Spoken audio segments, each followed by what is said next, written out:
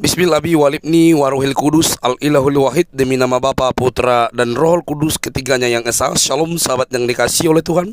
Berjumpa kembali dengan saya di channel ini. Terima kasih buat teman-teman yang selalu setia mendukung perkembangan channel ini dengan cara subscribe, like, komen, dan share. Tuhan memberkati kita. Sobat yang dikasihi oleh Tuhan, firman Tuhan dengan jelas berbicara dalam Injil Yohanes dengan tegas. Bukan kamu yang memilih aku, tapi akulah yang memilih kamu, supaya kamu memperoleh hidup dalam kelimpahan. Setiap orang tidak pernah ditolak oleh Tuhan. Yang biasa dilakukan adalah manusia menolak Tuhan.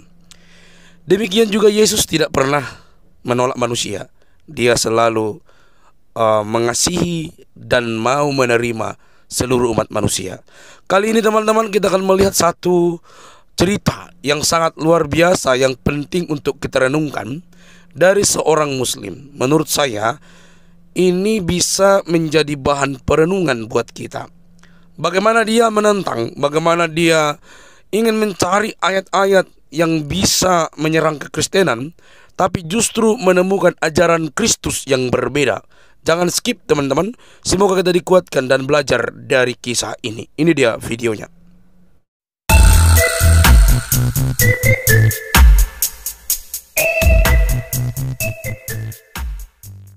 Mohon maaf, ini yang saya alami. Saya masih dalam kebingungan pada saat itu. Saya gendong di tangan saya Alkitab dan Al-Quran. Saya sudah beli Alkitab, saya sudah baca, tapi saya belum ada yang nonton. Karena saya pengen tahu aja. Justru waktu itu hati saya jahat. Mudah-mudahan saya temukan di dalam Alkitab ini ayat yang bisa ngerjain orang Kristen. Ketika saya gendong kedua buku suci ini, Pak, lalu saya berdoa dengan cara yang lama. Ya Allah, ya Rabbi, kepada saya sesungguhnya saya dalam keadaan kebingungan, bla bla bla bla. Doa saya, Al-Qurannya jatuh, Pak. Itu kesaksian saya yang saya alami. Saya bingung. Baru tengah malam saya sholat tahajud agar saya diberi petunjuk, tidak menjadi orang yang kebingungan. Jangan menjadi orang gila antara buku yang ini dengan buku yang. Kenalkan, nama saya Raden Alam Damanik.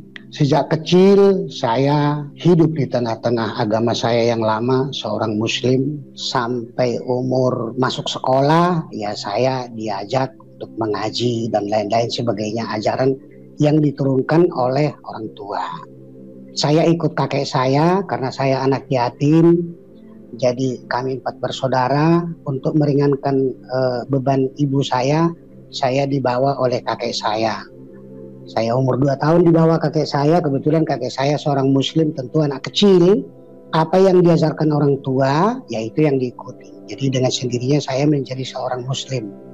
Setelah saya SD, masuk kelas 1 sampai kelas 6, pulang sekolah dasar, ya saya diajak naik sepeda, ya belajar ngaji. Seperti itu sampai SMP. Kemudian saya merantau ke Jakarta, memperbaiki kehidupan. Singkat ceritanya bla bla bla, ya sholat tidak pernah tinggal. Dan saya termasuk fanatik ya waktu di agama saya yang lama. Saya sangat tidak suka dengan Kristen karena pemahaman saya ketika saya di dunia lama saya, Kristen itu Tuhannya kok 3 gitu. Terus Isa Al-Masih atau Yesus itu kok dibilang anak Tuhan. Ya pokoknya apa yang diketahui oleh saudara saya umat muslim, ya itu yang saya ketahui sama seperti itu. Nah, kemudian saya menikah setelah bekerja di Jakarta. Pada tahun 90 saya membaca-baca Al-Quran itu lebih dalam. Setiap kali kita bulan Ramadan itu kan ada waktu buat kita untuk mempelajari lebih dalam tentang Al-Quran supaya kita hatam Quran seperti itu, saudaraku. Lalu saya terus baca di dalam Al-Quran. Saudaraku muslim yang memonitor, rajinlah baca Al-Quran dengan sungguh-sungguh agar Anda juga menerima berita kebenaran. Karena saya itu diurapi Tuhan mempelajari. Lalu dalam keyakinan saya yang lama, bahwa Isa Al-Masih atau orang Kristen bilang Yesus Kristus itu dia nabi, bukan Tuhan. Kenapa orang Kristen menyebutkan dia Tuhan? Kan menggelitik juga. Jadi kalau ada persamaan dengan kesaksian orang, ya biarkan. Tapi yang saya saksikan apa yang saya ketahui, dan kemudian apa yang menggelitik hati saya, dan saya teliti terus. Di situ disebut bahwa Isa Al-Masih itu tidaklah sama dengan manusia yang lainnya, dan dia bukan dicipta, tetapi dia pencipta. Kalau Adam diciptakan Allah dari tanah, manusia pertama. Manusia kedua diciptakan Allah dari tulang rusuk. Manusia ketiga dari hawa nafsu, yaitu pernikahan laki-laki dan perempuan. Sampai kepada Nabi Muhammad, sampai kepada kita sekarang ini, oleh karena hasil perkawinan. Nabi Muhammad ada bapaknya, ada ibunya. Tetapi saya lihat di dalam Al-Quran, Isa Al-Masih bukan dari tanah, bukan dari tulang rusuk, bukan dari hawa nafsu, perkawinan laki-laki dan perempuan, bukan. Tapi dari kalimatullah, firman Allah, kalam Allah jadi manusia. Firman Allah jadi manusia. Kalau Allah mau, kenapa tidak bisa? Karena dalam Al-Quran jelas, kun fayakun. Kalau Allah mengatakan jadi, maka jadilah. Terus saya pelajari, makin menggelitik hati saya. Terus kemudian saya menemukan di dalam Al-Quran, silakan saudaraku yang lain yang muslim, ada 25 kali disebut nama Isa Al-Masih. Kok nama Nabi Muhammad cuma 4, paling banyak 5 kali? Kenapa kok jadi malah Nabi Isa? Saya pelajari terus makin menggelitik hati saya. Temu lagi Isa Al-Masih yang tahu hari kiamat. Lah yang tahu hari kiamat kan Allah. Mana ada Nabi tahu hari kiamat? Wah, ini kok Nabi Muhammad, Nabi Isa dalam pemahaman saya yang lama kan saya sebut Nabi, Pak. Tahu hari kiamat. Di dalam Alkitab tidak ditulis, Pak, bahwa umur 5 tahun Isa Al-Masih tidak ada ditulis dalam Alkitab menciptakan burung. Berarti berdarah, bernyawa, ada rohnya. Tapi dalam Al-Quran ada, Pak, bahwa Isa Al-Masih, Yesus Kristus, dapat menciptakan burung dari tanah, terbang. Kalau manusia sehebat apapun ilmunya sampai kepada abad 2021 sekarang ini, menciptakan yang bergerak bisa. Kan mobil itu bergerak, pesawat bergerak, kapal bergerak, sepeda motor bergerak. Tapi kan nggak bernyawa, nggak ada rohnya, nggak ada darahnya. Handphone ini hidup, mobil bisa hidup, tapi nggak ada rohnya dan dia tidak bisa punya roh. Kalau ciptaan manusia, diciptakan manusia, tidak ada roh. Tapi kalau Yesus Kristus, Isa Al-Masih, burung diciptain, Pak. Ada dalam Al-Quran itu. Terbang. Jadi dia menciptakan bukan hanya hidup, bukan hanya bergerak, tapi punya roh, punya darah, terbang, burung. Belum ada, Pak, sehebat apapun ilmu orang menciptakan yang punya roh, punya darah, dia bisa terbang dia sendiri tanpa bensin. Berarti ini siapa ini Isa Al-Masih? Kan gitu. Lalu kemudian penasaran.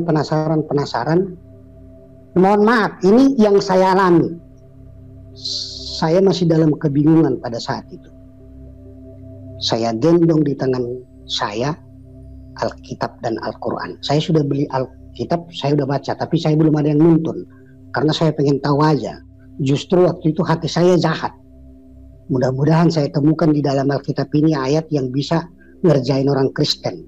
Dulu saya pikirannya gitu, saya baca terus. Malah saya ketarik, Pak. Haleluya. Gitu. Nah, kemudian ketika saya gendong kedua buku suci ini, Pak, lalu saya berdoa dengan cara saya, cara yang lama. Ya Allah, ya Rabbi, tunjukilah kepada saya sesungguhnya saya dalam keadaan kebingungan. Bla bla bla, doa saya. Al-Qurannya jatuh, Pak. Itu kesaksian saya yang saya alami. Saya bingung. Baru tengah malam saya sholat tahajud. agar saya diberi petunjuk, agar saya tidak menjadi orang yang kebingungan. Jangan menjadi orang gila antara buku yang ini dengan buku yang ini. Di sini begini, di sini begini. Dan ketika kami sholat, saya tadi katakan 5 waktu 17 rakaat. Setiap rakaat itu saya tadi sudah katakan, tunjukilah kepada kami jalan yang lurus, jalan yang kau ridhoi. Dalam penelitian saya, tunjukin itu berarti belum tahu. Saya baca bukunya orang Kristen, Pak. Akulah jalan yang benar dan hidup. Nah, di sini nyari, di sana dikasih tahu. Makin menggelitik hati saya, makin menggelitik hati saya. Dan yang terakhirnya itu saya mencatat beberapa yang menggelitik hati saya, yang saya pelajari dari buku suci yang saya yakini sebelumnya. Saya catat, apa yang menggelitik saya catat. Lalu saya tanya orang yang lebih pakar, yang lebih tahu daripada saya. Tidak memuaskan jawabannya. Artinya tidak alkitabiah. Begitu juga ke pesantren saya tanya. Terakhir ada kebetulan kesempatan dengan dasar lobby yang sudah lama, saya ketemu di Salemba dengan almarhum bapak yang saya sangat hormati, namanya Pak Hasim Mujadi. Setelah itu saya minta, Pak Haji, saya minta waktu 10 menit, ada yang mau saya tanya. Oh ya, silakan duduk Pak Haji. Oh ya, saya sudah berangkat haji 2 kali, 1 kali umroh. Makanya tadi saya Pak Haji Mujadi manggil saya Pak Haji. Terus kemudian saya ajukan pertanyaan bla bla bla bla bla yang menggelitik hati saya itu ternyata bukan 10 menit, hampir 3 jam. Terus sharing, tukar pikiran, bukan berdebat, tukar pikiran. Tapi terakhir dia bilang, Pak Haji, kebanyakan pertanyaan loh. Saya masih banyak kerjaan. Jawaban saya, imanmu yang menyelamatkan engkau. Nah, itu kata beliau. Oh ya sudah Pak, terima kasih. Assalamualaikum, saya salam. Terus saya pulang. Ingat-ingat, imanmu yang menyelamatkan engkau kan ada di dalam Al-Quran, itu yang ada dalam Alkitab. Nah, tapi sudahlah. Memang iman kita yang menyelamatkan kita. Bukan karena amal perbuatan. Seberapa besar amal perbuatan kita? Coba kalau kita bangun pagi, terus kita sehat, seger, alhamdulillah. Berapa miliar itu bisa kita bayar? Napas kita seger pagi-pagi. Jadi bukan oleh karena amal perbuatan kita. Saya baca di dalam bukunya orang Kristen itu. Oleh karena kasih karunia, karena sayang banget Allah sama kita. Wih, luar biasa ini. Bukan oleh karena kita ganteng, karena suku ini, karena amal perbuatan, karena kita soleh. Soleh bagus. Menolong sesama bagus. Lalu saya tanya lagi kepada yang saya anggap lebih senior. Kalau di sini saya tidak mau berbahasa Arab Pak, walaupun saya bisa. Ada semacam doktrin apa ya namanya. Agama kamu buat kamu, bagi kamu. Agama saya buat saya, bagi saya. Berarti sebagai peneliti ini ada tembok. Tidak boleh nyebrang ke sana. Saya baca di dalam bukunya orang Kristen. Kasihanilah sesamamu. Nggak ditulis. Kasihanilah sesama Kristen. Nggak begitu. Sesamamu. Sesama manusia. Bahkan mungkin di luar manusia. Kasihanilah sesamamu. Sama seperti engkau mengasihani dirimu. Luar biasa ini ayat. Saya baca lagi Pak. Kita harus mengampuni. Nah loh. Saya ingat di dalam Al-Quran. Allah tempat kita mengadu dan memohon. Nabi Muhammad, Nabi saya dulu Pak, masih memohon ampun atas segala dosa pelanggaran. Di dalam buku Kristen saya baca, Isa Al-Masih mengampuni. Ini Nabi saya paling terakhir minta ampun. Di dalam bukunya orang Kristen, Yesus itu malah mengampuni. Makin menggelitik Pak, menggelitik hati saya. Jadi setiap saudara saya murtadin, saya suka juga nonton di YouTube. Masing-masing kita memperoleh hidayah, tuntunan Rohul Kudus yang berbeda-beda. kita menerima kebenaran. Pemahaman saya bahwa Isa Al-Masih, Yesus Kristus adalah Allah, dia adalah Tuhan, bukan saya dipaksa untuk mengaminkan itu, meyakinkan itu karena dapat sogokan, atau karena dikasih hadiah, atau karena dapat jabatan. Tidak. Justru, ya mohon maaf, kalau saya bilang semua saudaraku yang murtadin pasti mengalami cobaan dan goncangan penderitaan ikut Yesus. Tapi kenapa kita bertahan? Karena kita ada kepastian. Karena Yesus Kristus, setelah saya pelajari lama-kelamaan makin tahu, di sini ada kepastian. Yesus itu pergi ke surga, disiapin tempat bakal kita. Kalau kita percaya dia nanti akan datang jemput kita. Tapi jangan hanya dibaca, diamalkan. Ada lagi perintahnya. Pergilah sampai ke ujung dunia. Jadi jangan bilang hanya di Arab. Sampai ke ujung dunia. Lah dunia ini di mana ujungnya? Sampaikanlah berita keselamatan. Dan baptislah mereka di dalam nama Anak, Putra, dan Roh Kudus. Jadi Yesus datang itu bukan bawa agama. Yang menurut saya mudah-mudahan tidak terlalu salah, tapi dia membawa berita keselamatan menebus dosa kita. Saya pelajari itu, saya konfirmasi juga ke Al-Quran, maka Alkitab masih kebimbangan saya. Lalu saya berdoa, minta kekuatan kepada Tuhan. Akhirnya saya bergereja. Tidak gampang saya masuk Kristen, karena saya juga termasuk keras kepala, tidak terlalu gampang. Gitu. Nah, di satu saat dalam kebimbangan itu, saya Islam tidak sholat, saya Kristen tidak tahu doa, tidak tahu bergereja kemana. Tapi pikiran saya antara buku yang ini dengan yang itu, kok lebih senang bukunya orang Kristen ini. Lalu Tuhan mungkin setelah sekarang ini saya tahu itu sekarang mungkin Tuhan jamah saya. Lalu pernah saya satu kali sakit kepala, migrain saya kambuh. Saya makan obat warung, Pak. Saya makan obat warung saudaraku, namanya Botrek migrain. Saya makan satu. Biasanya kalau saya makan satu Botrek migrain itu sudah ada perubahan lah gitu.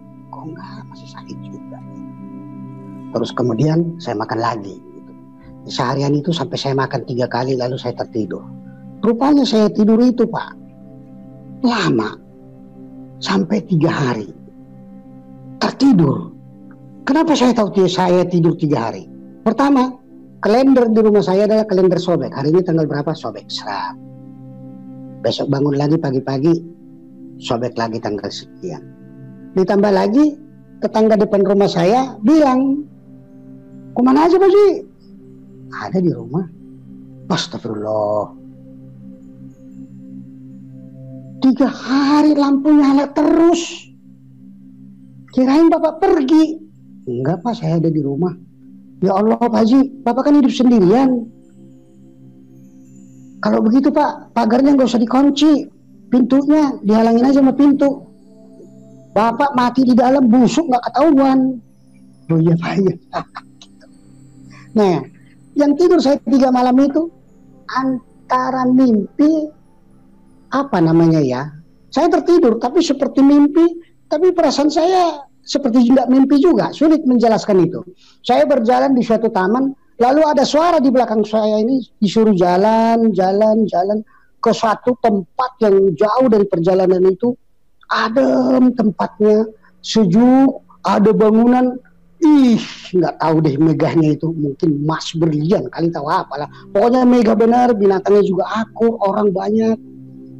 Terus saya dituntun, saya berhenti, masuklah ke dalam anakku. Saya lihat ke belakang nggak ada orang dalam mimpi saya ini, tapi suara terus seperti apa namanya itu ya. Kalau sekarang ini kayak apa namanya itu? kayak apa namanya, Google Map ya, kalau kita untuk mengetahui jalan, seperti itu.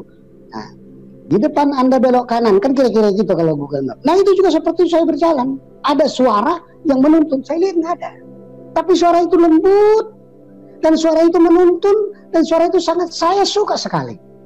Jalanlah anakku, selalu bilang anakku. Saya lihat itu, siapa yang ngomong, saya jalan dalam mimpi itu, Pak. Terus jadi saya ketemu bermacam-macam orang itu, Pak. Ada satu bangunan yang besar, lalu ada juga bangunan-bangunan yang lain, pohon-pohon yang rindang, ada taman, ada sungai-sungai, ada binatang-binatang itu. Enak sekali di situ, Pak. Nah, begitu saya terbangun, baru saya sadar, ya Tuhan, ternyata saya sudah tertidur 3 hari, tidak ke kamar mandi, tidak lapar. Begitu saya buka pintu, itulah yang tadi ditegur sama tetangga di depan rumah saya. Kemana aja Pak Haji, kok 3 hari nggak kelihatan lampu nyala terus? Itu emang ada aja yang luar biasa yang saya alami. Tapi apa karena pengaruh obat yang saya makan karena saya tertidur, saya sakit migrain langsung sembuh. Dan puji Tuhan, alhamdulillah sampai sekarang saya udah nggak pernah lagi migrain. Saya sembuh, biasanya saya suka banget migrain, sekarang nggak pernah lagi. Dan semakin saya mencintai Yesus. Jadi perjalanan kehidupan saya tidak terlalu spektakuler banget. Yang jelas saya terima Yesus sebagai Tuhan dan Juru Selamat. Oleh karena saya belajar. Saya baca di dalam buku yang saya imani yang lama. Saya baca bukunya orang Kristen. Kemudian ada teman, saya ngobrol-ngobrol, saya diajak ke salah satu pendeta. Lalu kemudian pendeta itu dengan sukacita, beliau sabar, diajarinlah saya. Karena baca Alkitab itu kan ada blok-bloknya, dari Kejadian terus sampai ke Wahyu, seperti itu. Kalau sekarang puji Tuhan, bukan Matius, oh Perjanjian Baru, saya sudah tahu sekarang. Dan saya dibaptis, terima Yesus itu tahun 2017. Jadi saya belum lama, tetapi puji Tuhan dengan pertolongan Tuhan Yesus, Allah yang hidup, saya oleh karena ditantang, oleh karena penasaran, oleh karena kuat kuasa Tuhan, Tuhan yang menolong, saya hanya menyampaikan sudah lebih dari 30 orang saudara-saudara kita yang terima Yesus dan dibaptis. Jadi ada banyak orang pintar membuat kesaksian yang membuat terpesona, tapi kalau saya, apa yang saya alami itu yang saya sampaikan. Kalau penderitaan, jadikanlah itu menjadi sukacita, kegoncangan keluarga, kemudian sampai bercerai dengan istri, karena saya tunjukkan ini loh ma ayatnya. Yang saya tunjukkan itu semuanya dari Al-Quran. Anak saya sudah besar-besar, tapi di mata mereka ayah ini adalah sudah sesat, kafir, murtad. Lalu dipengaruhi oleh keluarga, diajukanlah ke pengadilan, karena kami yang menikah secara Islam, diajukanlah ke KUA dan 2 kali sidang langsung putus. Lalu saya bilang, kalau pembagian harta gono gini, ya udah sama kalian lah itu semua. Karena saya juga mencari adalah untuk kalian, biar ayah pergi dengan pakaian yang ada di badan. Tuhan saya Yesus Kristus Maha Kaya, saya percaya Dia tidak akan membuat saya telantar. Saya pergi dari rumah ke rumah seorang sahabat, saya numpang di situ, dan sampai sekarang juga orang yang memberikan saya tumpangan. Dan setiap hari, minimal 2 kali seminggu, 3 kali seminggu lah ya, saya selalu dipanggil saudara-saudara kita yang ingin lebih tahu lah. Sepanjang yang dapat saya sampaikan. Dan saya mau katakan bahwa saya tidak suka berdebat. Karena kalau didebatkan kedua buku suci ini, jangankan sehari, seminggu, sebulan gak kelar-kelar, gak ketemu-ketemu. Jadi yang kita pakai adalah iman rohani kita dengan pimpinan Rohul Kudus. Karena terlalu banyak orang pintar, bisa mengolah kata-kata segala rupa, saya enggak. Jadi bacalah sungguh-sungguh buku suci yang saudaraku miliki. temukan di situ ayatnya yang insya Allah mudah-mudahan akan membuat saudaraku lahir baru. Bahwa Isa Al-Masih yang dari kalimatullah, firman Allah, kalam Allah, menjadi manusia. Kalau Allah mau, jangankan jadi manusia, jadi burung pun bisa. Namanya Allah mau, kun fayakun. Jadi, kenapa dia harus jadi manusia? Supaya bisa ngobrol kepada manusia. Kalau Allah mau jadi bebek, bisa. Tapi kan bebek nggak bisa ngobrol sama manusia. Jadi dia harus jadi manusia, supaya bisa memberi contoh tauladan kepada manusia. Bisa ngobrol kita. Ditunjukkanlah keilahiannya, keallahannya. Tidak ada nabi yang bisa seperti Isa Al-Masih Yesus Kristus. Tidak ada. Salam di atas air. Tuh saya baca di dalam bukunya orang Kristen.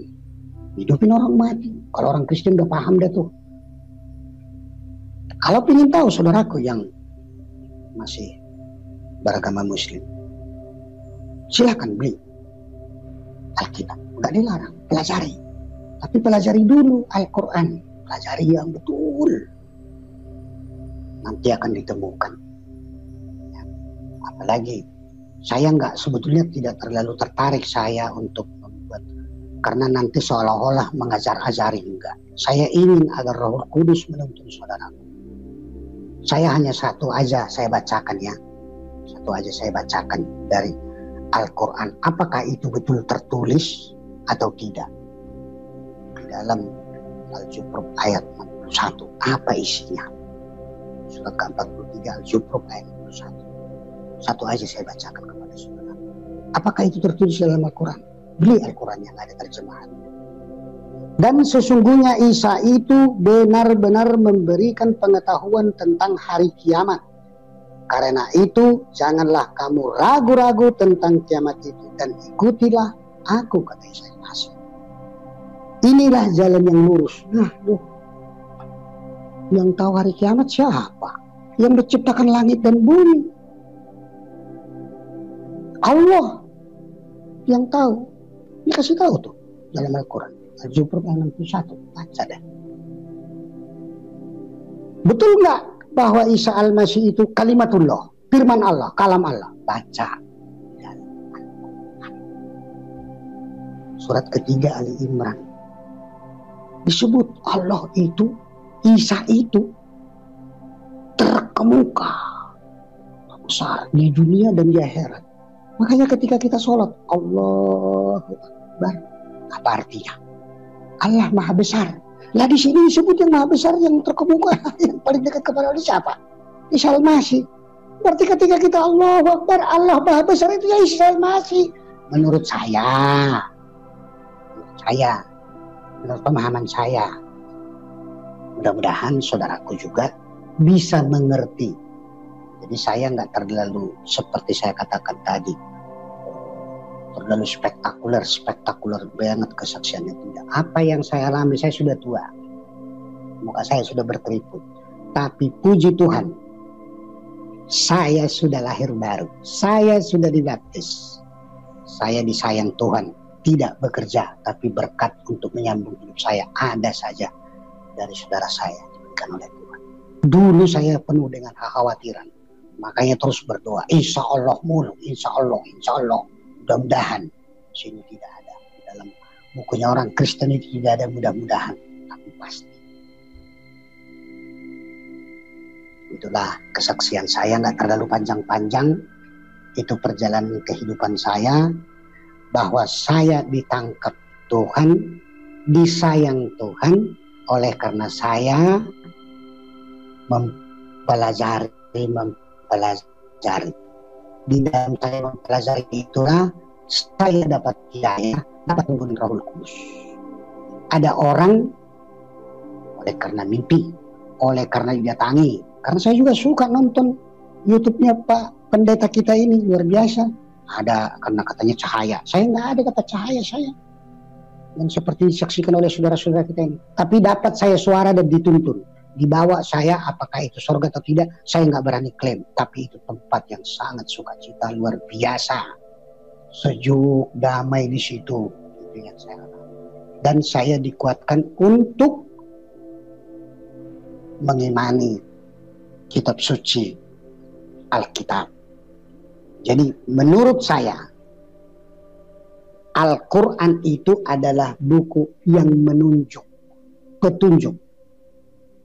Karena salah kita bukan menjadi orang Islam kalau kita tidak mempercayai ayat-ayat sebelum Al-Quran ini ditunjukkan.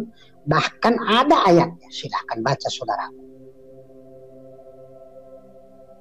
Tidak sah Islammu kalau kau tidak mengimani ayat sebelumnya. Dan bukan Al-Quran ini yang menjadi buku kalau di dalam pengadilan seperti di negara kita ini, KUHP, bukan Al-Quran tapi Alkitab.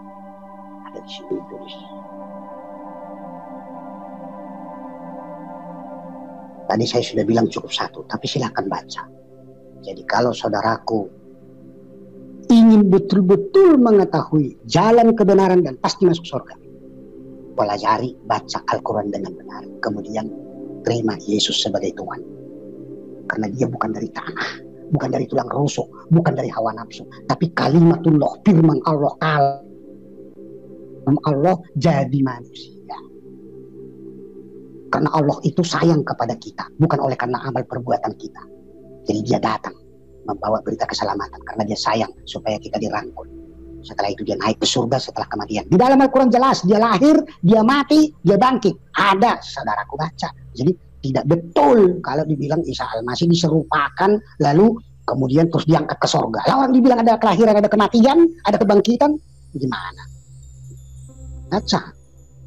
Jadi bukan saya yang bilang, bukan saya, tapi kitab suci Al-Quran yang menuliskan. Saya meneliti dan saya baca. Seperti itu saudaraku. Jadi tidak ada sedikit pun keinginan saya mempengaruhi siapapun. Tetapi saya mengajak, jangan sampai lapuk, jangan sampai berdebu. Itu buku suci, tapi bacalah, pelajarilah. Insya Allah akan datang Rohul Kudus memimpin saudara. Akan ada hidayah kepada saudara. Dan Anda akan lahir baru. Lahir baru artinya menerima Yesus sebagai Tuhan. Karena ketika kita lahir, saya tidak tahu sekte manapun di Kristen, tapi itu pemahaman saya. Ketika bayi lahir, ketika kita lahir, belum melakukan dosa. Kan masih kecil. Belum. Tapi sudah berdosa. Kok sudah berdosa Pak Ji? Iya. Karena kita lahir dari buah dosa. Dosa yang dilakukan oleh Adam dan Hawa. Nah oleh karena itu kita harus ditanggalkan, dilepaskan, dipisahkan dari dosa bawaan itu. Dibaptis, disalamkan. Nah tinggal di dalam air, lahir kita ke atas, baru di dalam nama Bapa, Putra, Roh Kudus. Saya minta dibaptis, lama juga saya baru bisa dibaptis. Lama saya baru bisa dibaptis. Jadi saya dibaptis itu bulan April 2017. Sekarang saya sudah 65 tahun. Berarti saya baru 3 tahunan masuk terima Yesus. Puji Tuhan, luar biasa Tuhan Yesus Kristus. Damai sejahtera di hati kita menerima Yesus sebagai Tuhan. Itulah kesaksian saya saudaraku. Kalau ada yang bertanya tentang Al-Quran, saya hanya jawab, baca dengan benar. Kalau perlu saudaraku, beli Al-Quran yang ada terjemahannya, baca sendiri. Dan mudah-mudahan 3 bulan kelarlah, serius bacanya. Mohon tuntunan Rohul Kudus atau petunjuk dari Allah Ta'ala. Baca. Nanti akan dapat tuntunan dari Allah. Seperti itu juga saya. Karena saya pelajari, penasaran. Tapi hati kita disucikan. Dapat menerima. Anak saya, istri saya, mertua saya, saudara saya, sama dengan saudara-saudara saya yang duluan menerima Yesus. Sengsara, murtad, kafir. Banyak banget pangkat kita diberikan orang itu. Tidak apa-apa, jangan dendam. Kasihilah mereka. Karena mereka tidak tahu apa yang diomongin itu ke kita. Doakan. Itu pesan saya. Dan itu yang saya lakukan. Di dalam Al-Quran itu jelas dituliskan orang Kristen bukan kafir. Baca yang benar. Baca. Bahkan disebut di atas orang kafir. Lihat mana baca. Sungguh-sungguh pelajari. Setelah itu di Alkitab pelajari. Nggak ada paksaan. Nggak ada. Kalau ingin masuk surga, terima Yesus sebagai Tuhan. Itu garantinya, itu jaminannya. Kepada saudara saya, kaum muslim, ada keyakinan siapapun dia. Kalau kita sudah dimakamkan, orang terakhir dari makam itu 7 langkah sudah datang, semua angkat tanya. Betul enggak? Siapa Tuhanmu? Siapa Nabimu? Kalau kamu nggak nyebut Isa Al-Masih, Tuhan, ya sudah, bongkok di situ. Baca Al-Quran ada. Sudah menjadi ketetapan dari Allah Subhanahu wa Ta'ala. Dalam surat ke-19 tuh, baca ayat 77, 1, 72. Bukan kata saya, kata Al-Quran loh. Bukan kata saya. Justru karena saya baca itu, astagfirullah. Biar bagaimana amal soleh saya masuk neraka juga ini ujungnya ini. Kalau Yesus Kristus sih, imannya orang Kristen, Yesus Tuhan, Allah dia. Bukan oleh karena amal perbuatan kita, oleh karena kasihnya. Dan kita sudah ditebus. Karena apa? Kita banyak berbuat salah, berbuat dosa. Upah dosa, ganjarannya dosa, hukumnya dosa, maut. Maut berarti mati. Nah Allah itu, Yesus itu, sayang kepada kita. Daripada kita semua mati, karena semua kita udah berdosa. Maka, kau dosanya apa? Mencuri, masuk. Memperkosa, masuk. Kamu korupsi, masuk. Semua masuk ke dalam Yesus. Dialah yang mengalami maut itu. Menebus kita. Ditebus kita sama Yesus. Dan sebelum mati, siapa yang bisa bilang, nabi mana yang bisa bilang, nanti saya akan disalib, atau dibunuh, atau dimatiin, atau apalah istilahnya terserah. Tapi disebut, pada hari ketiga saya bangkit. Benar-benar bangkit. Ngapain bangkit? Nyiapin tempat bakal kita yang percaya kepada dia. Jelas. Disiapkan tempat untuk kita. Di dalam buku yang lama itu nggak ada. Mohon maaf nih, mohon maaf. Tapi katakan yang benar itu benar, yang salah itu salah. Ini saya manusia yang berdosa. Di atas ada Nabi kita, Nabi Muhammad. Lalu Allah Ta'ala, yang zat, yang goib. Kita berdoa kepada Nabi Muhammad. Kita berdoa kepada Allah, mendoakan Nabi Muhammad. Kita berdoa kepada Allah, mendoakan Nabi Muhammad. Lah kan dia udah Nabi. Masa kita doain? Yang doain kita siapa? Itu juga menggelitik di hati saya. Ya mudah-mudahan menggelitik juga di hati saudara-saudaraku. Ya, itu menggelitik hati saya. Dan saya nggak paksa harus seperti itu kalian-kalian. Enggak. Saya berpikir, dia kan Nabi. Berarti lebih dekat kepada Allah. Loh kok saya yang banyak dosa, yang setiap hari melakukan kesalahan, kok malah ngedoain orang suci? Kok ngedoain dia supaya dikabul, supaya ditinggikan derajatnya dengan para keluarga dan sahabat? Saya berdoa kepada Allah, mendoakan Nabi. Nabi dekat. Dan yang mendoakan saya siapa? Itu juga menggelitik di hati saya. Kalau itu menggelitik di hati saudara, ya amin. Kalau enggak juga ya nggak apa-apa. Seperti itu. Jadi kalau ada yang ingin betul-betul menerima keselamatan, pasti masuk surga, terima Yesus sebagai Tuhan dan Juru Selamat. Dia adalah Allah. Terakhir, Kristen itu Tuhannya tidak 3, tapi 1, Esa. Karena dulu waktu saya Islam, ada Tuhan tidak beranak dan tidak diperanakan. Masa Isa disebut anak Allah? Lah ibunya siapa? Gitu. Baru saya pikir-pikir, oh iya juga ya. Ini namanya Damani, anak Medan. Kapan Medan melahir? Kapan Medan kawin? Sama siapa Medan kawin? Lalu melahirkan Medan. Tapi karena saya berasal dari Medan, disebut anak Medan.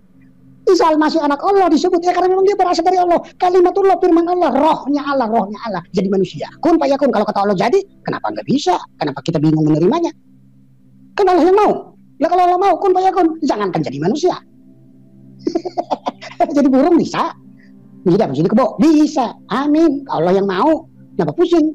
Nah Allah itu mau menyelamatkan kita supaya kita bisa ngobrol, dia jadi manusia. Makanya dia tidak dari tanah, tidak dari tulang rusuk, dia tidak dari hawa nafsu, tapi dari kalimatullah, dari firman Allah. Kenapa kita sulit menerima?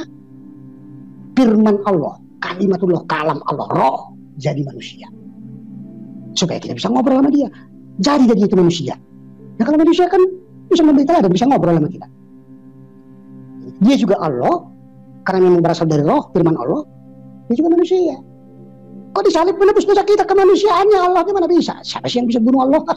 Ya nggak bisa Allah dibunuh. Badannya sebagai manusia ya dibunuh. Pemahaman saya. Saya nggak maksa Anda harus begitu. Tapi saya hanya sarankan saudara-saudara, pelajari Al-Quran. Jangan sampai berdebu. Baca yang teliti. Bahwa betul di dalam Al-Quran itu dituliskan bahwa Isa Al-Masih adalah kalimatullah, firman Allah. Bahwa Isa Al-Masih yang tahu hari kiamat. Siapa yang tahu hari kiamat? Hanya Allah dong. Nah kalau dia tahu, ya memang dia Allah. Itulah kesaksian saya, saudaraku. Yang mudah-mudahan apa yang saya sampaikan bisa menguatkan iman saudara dan juga untuk membukakan pintu hati saudara, karena hidup kita ini hanya sebentar. Jadi hidup kita ini bukan pilihan, tapi kesempatan. Lihat teman-teman ya, 97 Pak Damani pergi haji ya. Itu Angkasa Pura Hari Perdana Kusuma ya. Kita sudah lihat nomornya juga 000997 PPD, instansi PPD. Oke, jelas ya teman-teman ya. Ya, jadi tidak usah Anda lagi bertanya tentang hal-hal seperti ini. Oke, kita lihat lagi ini. Ini juga petugas internet ya. Situ juga Pak Damani ya. Oke, kita lihat. Nah, ini tas besarnya. Ini Indonesia. Kloter dari Indonesia. Oke. Ya, tas kecil. Nah, ini tahun 98. 98 beliau kembali lagi ke sana.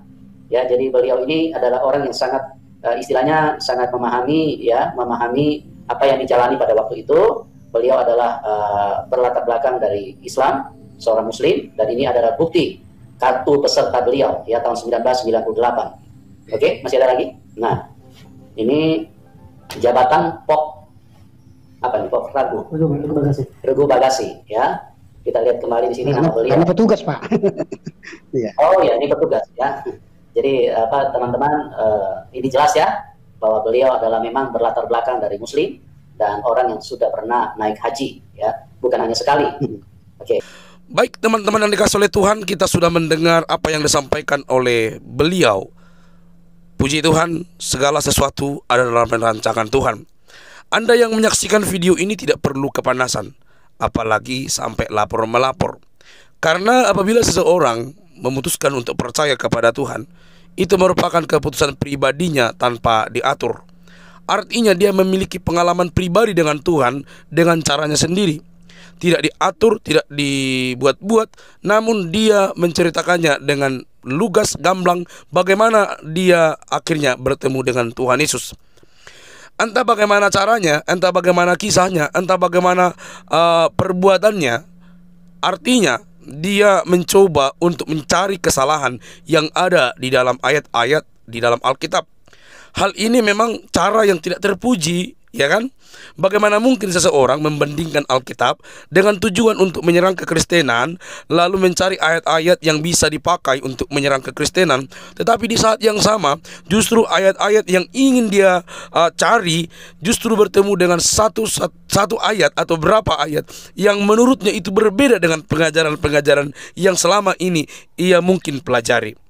Ya jelas, Tuhan Yesus pernah berkata, kasihilah Tuhan Allahmu dan kasihilah sama manusia. Saudara, pengajaran yang lebih hebat lagi, kasihilah sesama manusia, tetapi kasihilah musuhmu. Kasihilah musuhmu bukan pengajaran yang sangat mudah dilakukan. Dan itu berhasil, bukan hanya diucapkan oleh Yesus, tetapi juga dia meneladankan itu. Bagaimana dia berkata ketika dia di kayu salib, ampunilah mereka. Bagaimana seorang yang sudah diperlakukan sedemikian rupa memang jalannya untuk menebus dengan cara demikian, dengan hukuman yang dipakai waktu itu, hukuman ala Romawi. Tapi bagaimana mungkin seseorang dapat berkata ampunilah mereka. Ampunilah mereka, sebab mereka tidak tahu apa yang mereka perbuat.